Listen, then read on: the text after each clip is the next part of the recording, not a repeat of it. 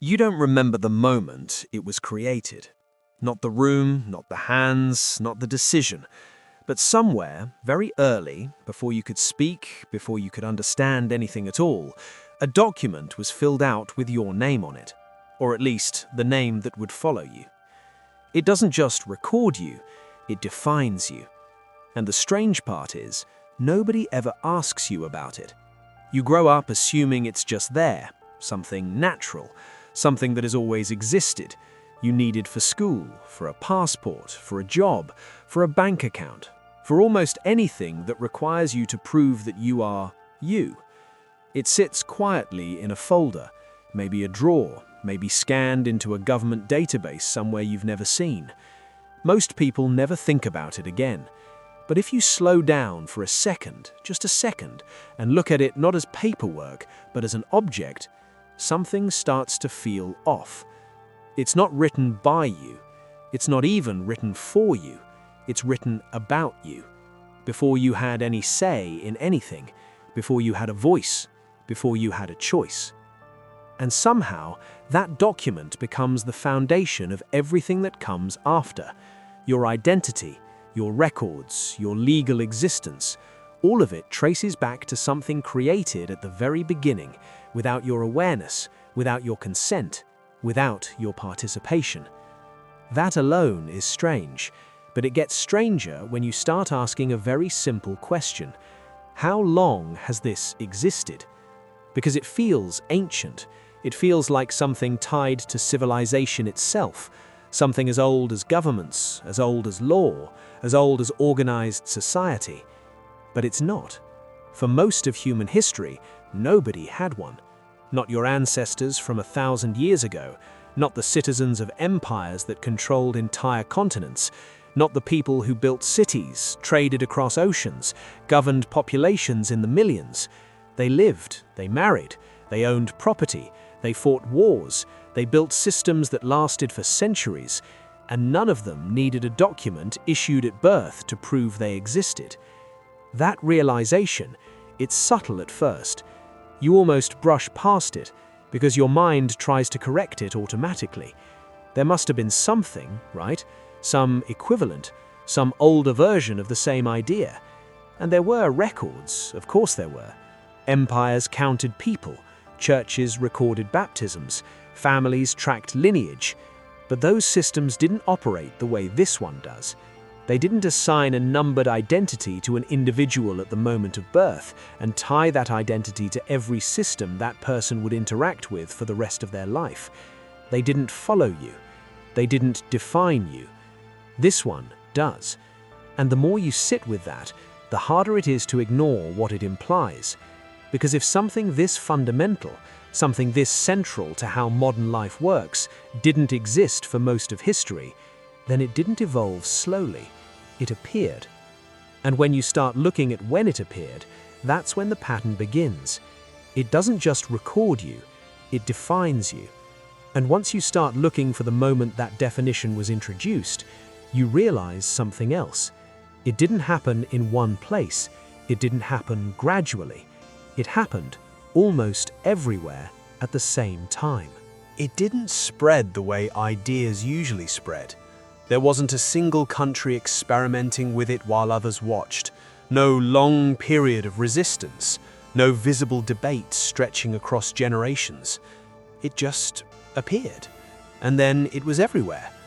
Different governments, different languages, different legal systems. Some empires collapsing, others expanding. Some industrializing rapidly, others still holding on to older structures. And yet, within a relatively narrow window of time, they all began doing the same thing. Registering births. Individually, systematically, permanently. I kept expecting to find the moment where this was argued, where someone stood up and said, "We are about to change what it means to exist within a society." But that moment is hard to locate. There are records, of course, administrative discussions, public health arguments, concerns about infant mortality, disease tracking, population data. All of that is real, but it doesn't match the scale of what was built. Because what followed wasn't just record keeping, it was infrastructure. And infrastructure doesn't emerge without a deeper logic behind it. Somewhere in the early part of the last century, systems began to align around a single assumption: that the individual, not the household, not the community, should be the fundamental unit the state interacts with. That assumption sounds obvious now. It wasn't always. And the more I looked at how that shift happened, the more one distinction kept surfacing, quietly at first, then everywhere. A distinction most people never think about, between a human being and a person. They sound identical. In everyday language they are, but in legal architecture they are not the same thing. A human being is just that, biological, physical. You're born, you breathe, you exist. No system is required for that to happen. A person is something else. A person is an entity recognized by a system, something that can hold rights, something that can be assigned responsibilities, something that can be tracked, taxed, counted, and interacted with. Corporations are persons, cities are persons, institutions are persons. They're not alive, but the system treats them as if they exist in a very specific way. And once you see that distinction, it's difficult to ignore what the birth certificate is actually doing. Because it doesn't just acknowledge that a human being was born, it creates a record, an entry, a version of that human being that the system can recognize. It doesn't just record you, it defines you. And that definition becomes the version of you that everything else connects to. Your education records, your employment, your taxes, your access to services, your obligations. All of it links back to that first entry, that first moment of registration. And I kept coming back to that word, registration, because it implies something very specific, not just documentation, enrollment. You weren't just observed, you were entered into something. Before you could speak, before you could object, before you even knew there was something to be entered into. And at that point, the question shifts. It's no longer just, why did this system appear? It becomes, what does this system make possible? Because systems don't exist in isolation. They enable things. They allow certain actions to occur at scale that were previously impossible. And once you start looking at it that way, the timing becomes harder to ignore. Within the same general period where birth registration becomes standardized, you also see the expansion of systems that depend on individual identification. Taxation that operates at the level of the individual, not the household. Large-scale mobilization, conscription, the ability to verify age across millions of people with precision.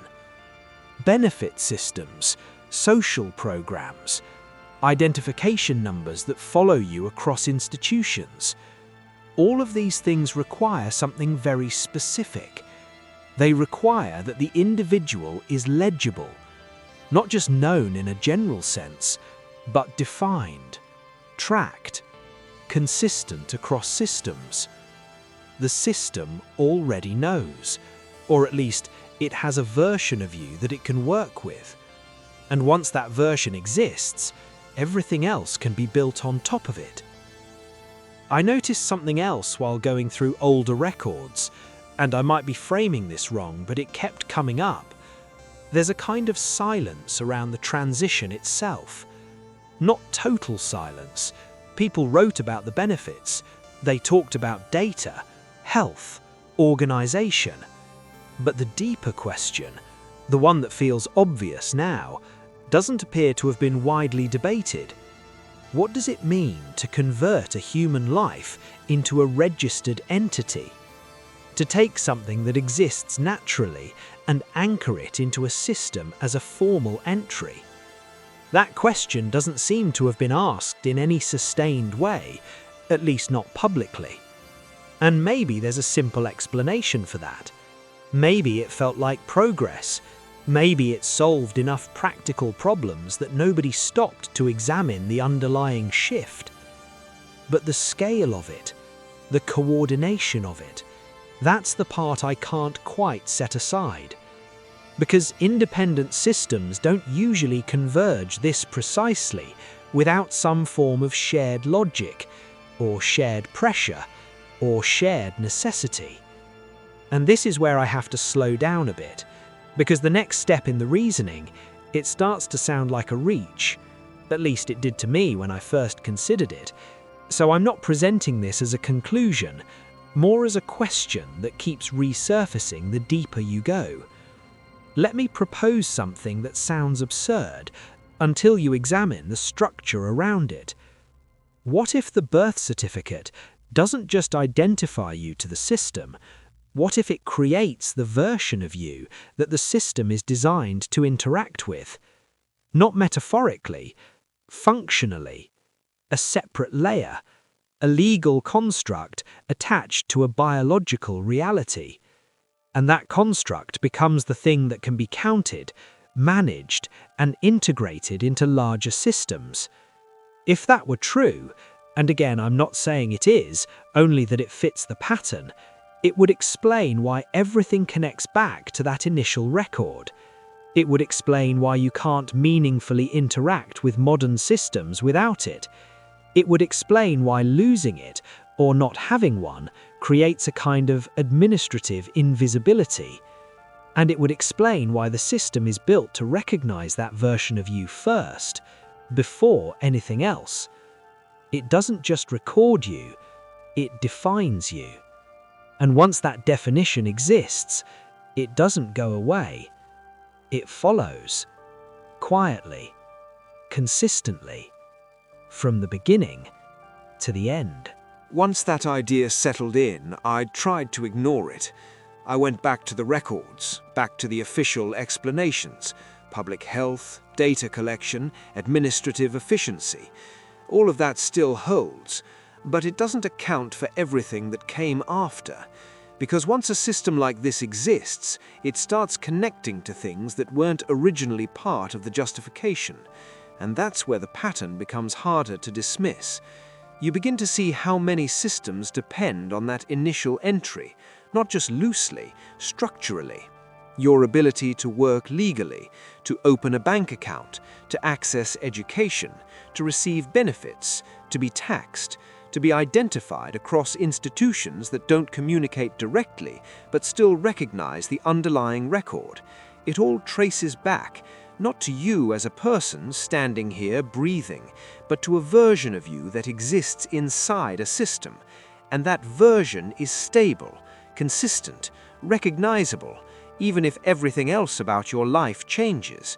I kept coming back to the way records are structured. Birth, registration, linkage. Marriage connects records, employment connects records, taxation connects records, and eventually death closes the loop. It reads less like a collection of documents and more like a continuous thread, an account that opens at birth and resolves at the end.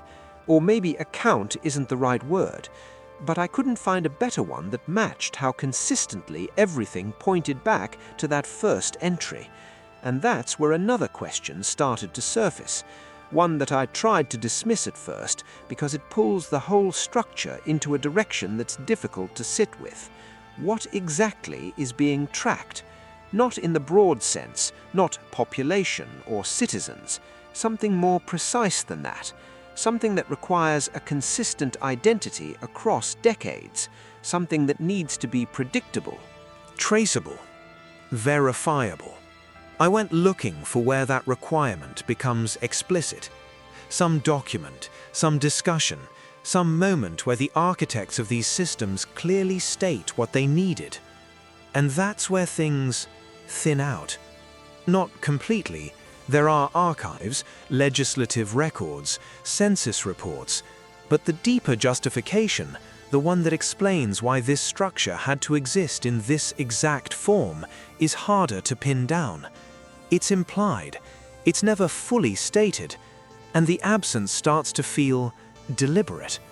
Not in the sense that something is hidden behind locked doors, more like nobody thought to question it at the level where the real implications sit. Or if they did, those questions didn't carry forward. Because by the time most people encounter the system, it's already complete, already normalized, already necessary. You don't choose to enter it. You find yourself inside it. Before you could speak, before you could understand, the system already knows. Or at least, it knows the version of you it was built to recognize. And once that version exists, everything else becomes easier to manage, to assign, to organize, to scale. Which brings me to the part I hesitated to include, because it sounds like speculation, and maybe it is, but it kept resurfacing in different forms, across different sources, across different lines of reasoning. So I'll leave it here, the way it appeared to me. If you were designing a system that needed to interact with millions of individuals, if you needed to project their activity across time, if you needed consistency, predictability, and traceability, you wouldn't rely on something informal. You wouldn't rely on memory, or local records, or scattered archives. You would create a standardized entry point, a moment where every individual is recorded in the same format into the same structure. You would assign identifiers. You would link those identifiers across systems, and over time, that network would become the foundation of everything else. That's exactly what we see. And maybe that's all it is, a system built for organization that expanded because it worked. But the part that lingers is how quickly it appeared, how uniformly it spread, and how little resistance it encountered at the level that matters. Because when systems change at that scale, there's usually friction, debate, pushback, a visible transition. Here, it's barely there. And that absence becomes part of the pattern. Not proof of anything, but something that's difficult to ignore once you've noticed it. I keep coming back to the beginning, not historically, personally. That first document, the one that exists before you remember anything. It doesn't just record you, it defines you. And that definition becomes the version of you that everything else recognizes, the version that systems interact with, the version that can be tracked, accounted for, connected.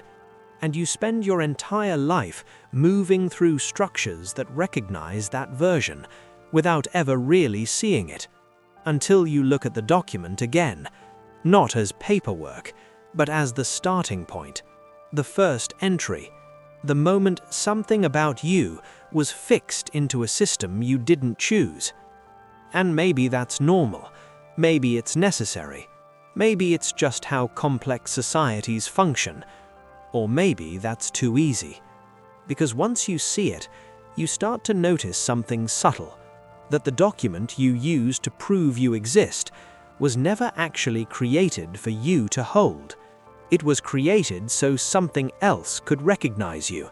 And that recognition doesn't depend on you remembering it, or understanding it, or agreeing with it. It was already there, waiting, filed, indexed, long before you ever needed to ask for it.